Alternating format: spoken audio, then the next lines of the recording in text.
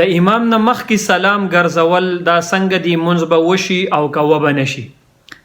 نو په دې کې یو دوه خبرې دي او د هغه یاد وساتئ. یو خدای چې دا سلام ګرځول دا څه د عذر په بنا باندې او عذر هر قسمه کېدی شي. نو که چېرته دا سلام ګرځول دا د عذر په بنا باندې نو دا به دا منځ پوره شي او ستا منځ به مکروه هم نه.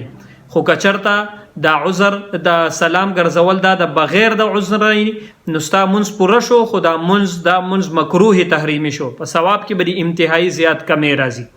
بعضې ملګري داسې چې هغه د امام سره ولاړي منځ کوي خو خواته یو کس یا نور کسان داسې راشي چې هغه څه نخرې پیښې کوي وغیره وغیره.